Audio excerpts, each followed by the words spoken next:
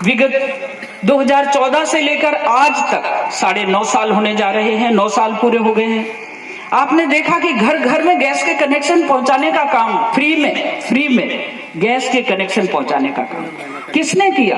ये यशस्वी प्रधानमंत्री मोदी ने किया, क्योंकि वो जानता है कि मेरी माता बहनें जो गरीबी में जी रही हैं, उनके घरों में ये गैस कनेक्शन नहीं है, वो धुएं से काम करती है।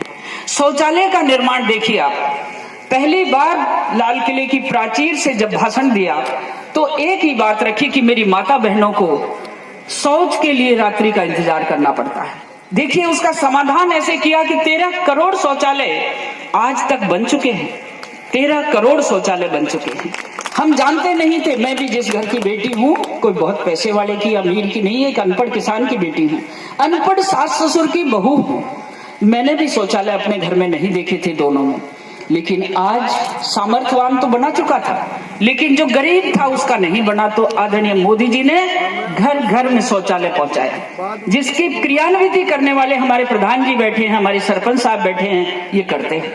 आप देखिए कि पक्का मकान, हमारा इंदिरा आवास के नाम से हमको 25-30 हजार रुपए मिलते थे। कोई 25-30 हजार में झोंपड़ी नहीं बनती। कच्चे घर की छत लेकर, कच्ची छत को लेकर माता बहनें चौमासे में किस तरह दुख पाती थी।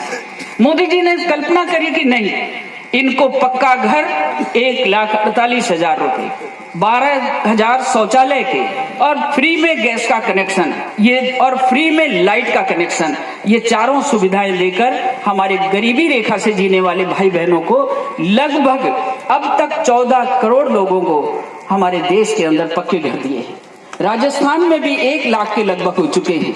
मैं ये याद दिलाना चाहती हूँ सभी जनता को कि ये विगत 9 वर्ष एक ही क्रांति नहीं, गरीबी से लेकर अमीरी तक, क्या एक्सप्रेस हाईवे आज आपके पास से गुजरा है?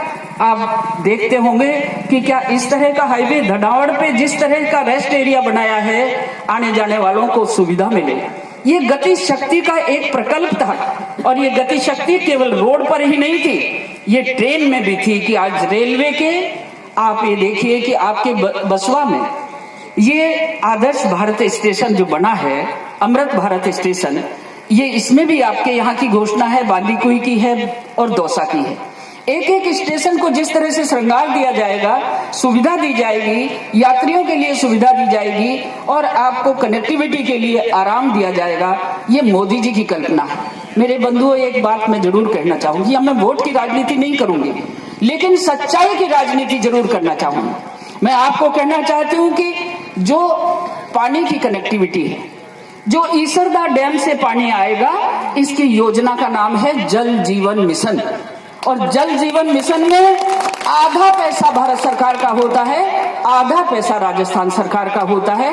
ये फिर वही सबका साथ, सबका विकास और सबके विश्वास की कल्पना लेकर के ये मोदी जी इसको सहयोग देते हैं।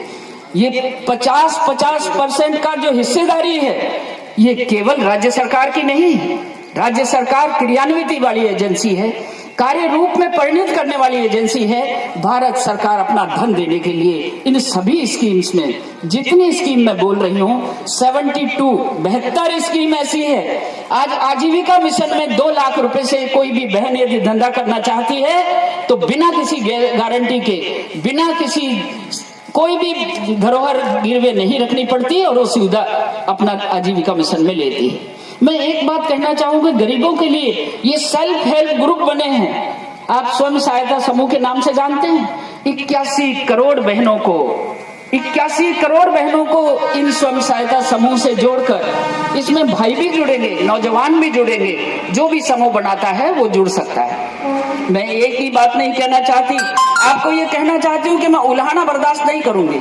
इसलिए नहीं करूंगी कि मैं सच्चाई पर हूं, और भारत के यशस्वी प्रधानमंत्री ने इस देश को संसार में जो मान सम्मान दिलाया है, क्या कभी पहले जो मंत्री बने, अरे 65 बरस तक जो मंत्री प्रधानमंत्री रहे, अमेरिका में जाते थे तो राष्ट्रपति मिलता नहीं था, और आज हमारा प्रधानमंत्री जाता है तो हरा कारपेट ही नहीं, उसकी अगवानी करने के लिए आगे आता है। ये इसलिए नहीं कि वो भ्रष्ट है, इसलिए कि वो कर्मठ है, इस देश का सच्चा सपूत है। वो इंसान नहीं, वो युग पुरुष है, जो इस देश के लोगों को एक एक कण कण को ध्यान में रखते हुए इनके विकास की बात करता है। मैं गति शक्ति में रेलवे की तारीफ करना चाहूंगी कि रेलवे की कल्पना आज रेलवे का मंत्री जो यशस्वी अश्विनी जी ऐसे मंत्री हैं कि जिसका दिल और दिमाग इतना तेज है कि उन्होंने ये आदर्श भारत स्टेशन जो कल्पना करी, ये उनकी अपनी कल्पना है कि आप स्टेशन पर यात्री जब आए तो उसको ये एहसास हो कि मेरा स्टेशन इतना खूबसूरत है। मैं अपने घर में आता हूँ और स्टेशन पे जाता हूँ तो ये खूबसूरती है। मैं भाई कटाना जी से कहूंगी कि हमारे रोडवेज के स्टेशन भी ऐसे ही सुंदर बनने चाहिए। ये स्टेट गवर्नमेंट का काम है, वो उनको करना चाहिए, क्योंकि हमारे गरीब लोग या तो रेलवे से जाते हैं या बस से जाते हैं। हम अमीर लोग चौपाई से जाते हैं, उनके पास 4 व्हीलर है, 2 व्हीलर है, लेकिन गरीबों के पास कुछ नहीं। और भारत लांछित था। मैं खुद 13वीं लोकसभा में अटल जी के समय में जब प्रधानमंत्री के मंत्रिमंडल में थी तो हमको यूएनओ में भेजा। वहां हमारे देश की तस्वीर क्या थी कि हमारे देश की माता बहनें तो बिल्कुल कमजोर हैं, कोई भी उनमें ताकत की दम नहीं है। हमारे बच्चे कुपोषित हैं, हमारे बच्चों के पास कपड़े नहीं हैं। ये भीख लेकर के भारत के सरकार जाया करती थी और भीख मांग करके पैसा ला करके अपना पेट पालते थे। आज इस पेट पर लगाम लग गया है, इस भीख पर लगाम लग गया है। आज भीख नहीं, हम देने वाले बन गए हैं, हम देने वाले। कोरोना महामारी के दौरान हमारे देश के यशस्वी प्रधानमंत्री ने 150 देशों को कोरोना की दवाइयां दी हैं। हम देने वाले बने हैं, सहयोग करने वाले बने हैं, जबकि इससे पहले केवल हमारा देश मांगने वाला था। अभी बोले कि मांगन मरण समान है, मत कोई मांगो भीख, मांगन से मरना बना ये सतगुरु की सीख। ये भाव भी तो है, लेकिन इसके साथ ये भी है कि हमें मेहनत करनी पड़ेगी, कर्मठता से करनी पड़ेगी। कहते हैं ना कि मेहनत कर जो मानवी, मेहनत सुखरी खान, बिन मेहनत रीझे नहीं धनी धरत भगवान। मैं आपको कहना चाहती हूँ कि हमारे नौजवानों ने, हमारी संघर्ष समिति ने संघर्ष किया, मेरे मन में भी अधिक तेजी से काम करने की एक सलाह दी, एक प्रेरणा दी।